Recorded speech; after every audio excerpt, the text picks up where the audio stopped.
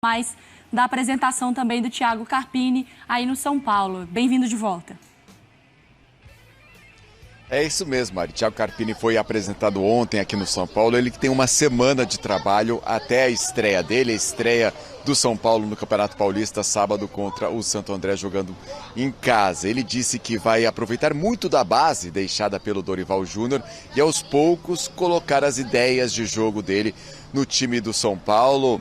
Então vamos ouvir então o Thiago Carpini falando, sobre a montagem do elenco, sobre como ele imagina o time do São Paulo e também o encaixe do Rames Rodrigues no time do São Paulo, do técnico Thiago Carpini. Eu acho assim, todos os atletas que se apresentaram, foi num consenso, da diretoria, do planejamento, até ter essa troca de comando. E eu penso que não só o Luan, aí eu acho que entra aquilo que a gente fala da gestão e do lado do ser humano e não do ser atleta. Todos os atletas que estiverem aqui no São Paulo, a gente cobra da mesma maneira, a gente oportuniza da mesma maneira. Acredito que algumas peças pontuais, elas possam, daqui a pouco surgir uma lateral ainda, um atacante. Eu acredito que o Rames tem uma função mais específica. Os outros a gente tem muito mais alternativas, leques de opções, depende daquilo que a gente propor. O meia mesmo, 10 centralizado, onde a gente tem aqui que ajustar e adaptar algumas coisas para fluir o que ele tem de melhor. Tá aí então o Thiago Carpini falando sobre o Rames, sobre o aproveitamento também do Luan no time do São Paulo. Ele que diz que gosta de um jogo vertical e principalmente valorizando a posse de bola, não gosta daquele chutão no tiro de meta, gosta da construção da jogada desde a defesa. Então ele falou um pouco sobre como ele gosta da forma do time jogar e aos poucos, claro, vai colocando as ideias de jogo dele no time do São Paulo. Mari. Endel, obrigada. Eu queria trazer aqui algumas reações, tá? Porque temos um torcedor de São Paulo aqui na nossa câmera. Você vai expor? Ele sabe, ele aqui não adianta. Ele é muito corneteiro. Ele é muito corneteiro. Ele é meio malo, ele é bom nesse movimento de câmera aí, ó. É tudo ele. Ele que tá fazendo. Muito corneta. Tem umas reações, tudo é um desespero. Eu queria saber, assim, se calma Viola, calma o homem da grua, ou ele tá certo também de ter uma certa preocupação? Não, calma, Viola. O Viola, nosso cinegrafista são paulino, era o mesmo que cornetava o Rodrigo Nestor. Ah, era? É, o herói do Na título. minha frente. Opa! Na minha frente, ainda por cima. Exato. Ele não sabe de nada, né? É bom pontuar. Não, ele sabe, ele tem o sentimento tricolor e eu imagino que a maioria da torcida do São Paulo compartilha desse sentimento de desconfiança. Será que esse cara tá pronto? Uma temporada legal com Juventude, o Água Santa. Ele foi bem realmente, 2023. O Carpini foi um dos principais técnicos do futebol brasileiro.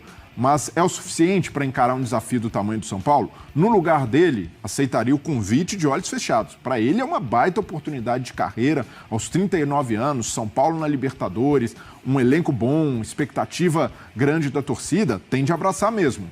Agora, para o São Paulo, naturalmente, o São Paulo está topando um risco alto com o Carpini, porque a gente sabe que se não emplacar logo de cara, os resultados não aparecerem, ele tem uma margem muito pequena de tolerância. Então, o Carpini também já conta com isso. E sobre a ideia do time, uma coisa que pode ajudar o Carpini, se a gente compara com o Fernando Lázaro, por exemplo.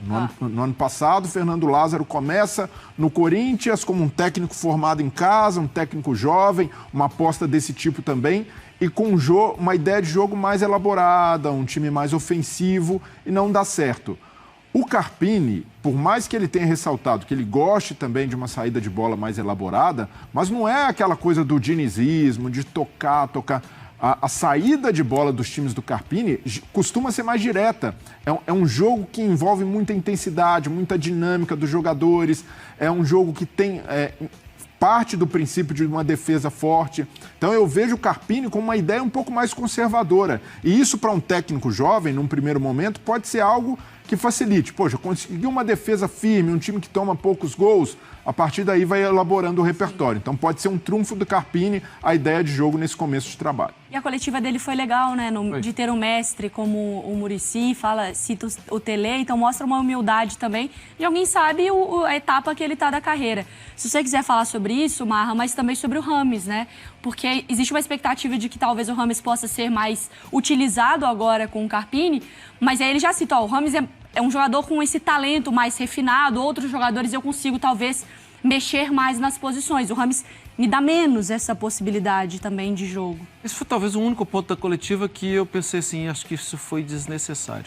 Porque eu achei que ele estava muito bem preparado na entrevista coletiva, acho que ele mostrou isso, de que ele sabe onde ele está, de que ele sabe usar as palavras certas. Naquele ponto, talvez eu pensei assim, porque a gente vai repercutir isso e às vezes não é isso que ele quis dizer, às vezes é o dia a dia.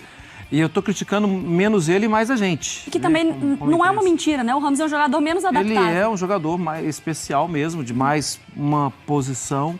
Mas ele pode cair um pouco mais pelo lado, ele pode ser um segundo atacante. Por isso é que eu pensei assim, conhecendo os nossos colegas, já vão pegar no pé do Carpini por causa disso. Não é o que eu vou fazer.